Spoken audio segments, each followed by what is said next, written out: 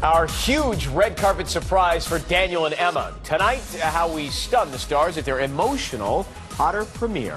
Hi, guys. How are you? I'm Ryan Seacrest. And I'm Juliana Rancic. It is the end of an era for the Wizard, who enchanted audiences all over the world. So, how are the stars closing out their final chapter? With high fashion and a blast from the past. Yes. Ben Lyons and Ashlyn Gorse rode their Quidditch brooms to New York for the cast's bittersweet goodbye.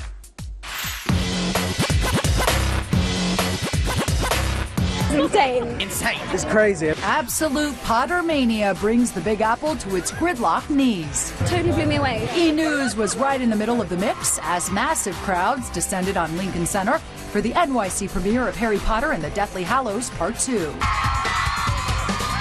Braving the bedlam, Sarah Jessica Parker, Matthew Broderick and their son, as well as America Ferrera and her new husband, Ryan Pierce Williams, making their first red carpet appearance since getting married last month. However, this evening belonged to Emma, Daniel, and Rupert. Hey! Look at that. You never know who's going to show up.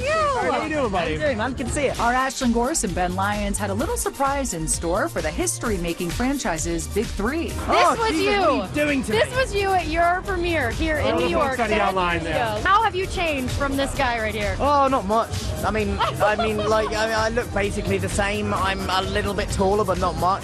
I'm essentially him, but with a slightly deeper voice. And I have to show you this. This was your very first Harry Potter premiere. You look so cute and little. I mean, that really doesn't feel like me. It's a different person. It's so weird. So I don't know if you guys can see, but you have little gold flakes. I actually have gold leaf on my face. The fashionista that you have turned into, I have to show you your very first Harry Potter premiere. You know what the weird thing is? I actually have gold on my face there too. No way! So it's actually a theme. You haven't changed at all, Emma. Full circle, full circle, yeah. I have gold there too, so obviously I kind of knew where I wanted to go.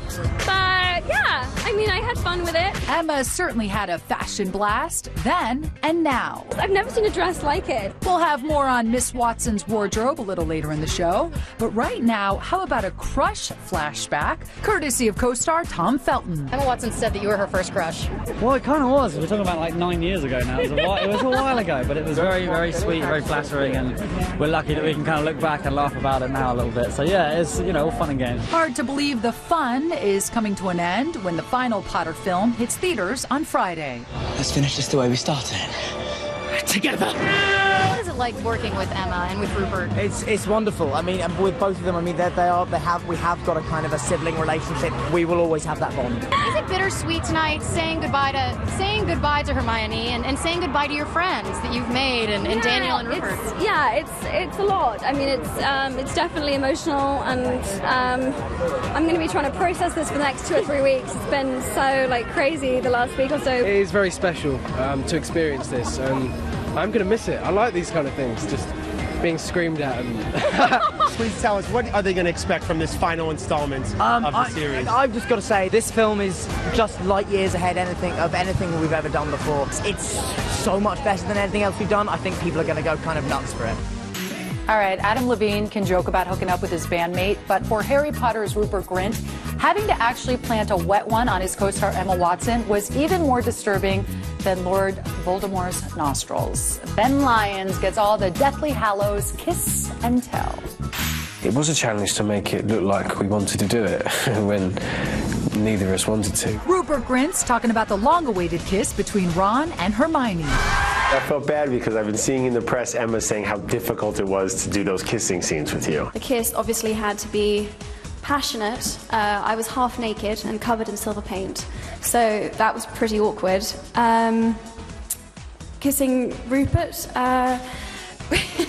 also awkward. It was a completely mutual, weird experience. It was just, I've grown up with each other, and suddenly we had to do this really. It's not just like a normal kiss. It has to be this quite romantic kind of moment that's been building up for so long. Off screen, Emma Watson had her eye on bad boy Malfoy, aka Tom Felton. Emma said that she had a crush on you back in the day, and you didn't act on it, dude. What's the deal? This is a testament to how far we're going back now. We're talking about a good decade ago, when I was probably about 11, she was about 9. So yeah, it was a long time ago, and yeah, I heard it through the grapevine at some point. And the love triangle continues as Tom admits he had a crush on Helena Bonham Carter.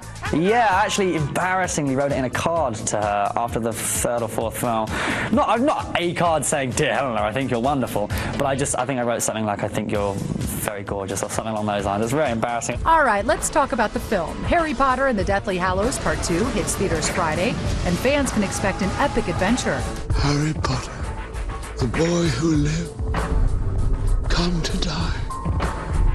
For the most part, you guys seem to sort of stay the same, and I know, in a good way. It's so boring, isn't it? I mean, there really should be one of us that kind of goes mental off the rails and like does all this crazy stuff. Who do you think really helped guide you guys throughout the 10 years? I think just family, I guess. We're kind of sad to say goodbye, I think, but we're also excited to end on this high note. But as Harry Potter comes to an end, it's just the beginning for Emma Watson. And who are you wearing? This is Bottega Veneta. Why this tonight? I just felt like, New York is such a fashion capital, and that I could maybe push the envelope a little bit. And that she did in this linen bustier with a cascading satin bronze skirt. To complete the daring look, slicked back hair, dark smoky eyes, and Lorraine Schwartz jewels. At the UK world premiere last week, Miss Watson looked breathtaking in a strapless Oscar de la Renta ball gown with a full tulle skirt, and changed into a chic Elie Saab number for the after party. I kind of went safe, classic with London, and I was like, with New York, I want to go a bit edgier, and I've never seen a dress like it. It felt so dramatic. The 21-year-old has literally grown up in front of the cameras and flourished into a full-fledged fashionista. And the gold flakes. I actually have gold leaf on my face right now, which is insane. Before hitting the red carpet, the star sparkled in an edgy one-sleeve Prada dress to tape David Letterman's CBS show. And Emma told Dave about one of her many post-Potter plans. Now that you're done with the Harry Potter activities, tell me about your lessons, your schooling. How's that going? It's going very well. What year are you now? I'm about to go into my 3rd year. What are you studying there? English. But school won't stop Emma from pursuing her passion for acting. She already has several movie projects on the horizon. What can you tell us about this Marilyn Monroe project? Yeah, it's Michelle Williams is playing Marilyn. Amazing cast, like very solid British movie. So I'm very excited about that. And I just did a film called The Perks of Being a Wallflower, which I'm really proud of. Keeping busy. I'm keeping busy, yeah. I'm definitely not sitting around. There's more stuff coming. For sure.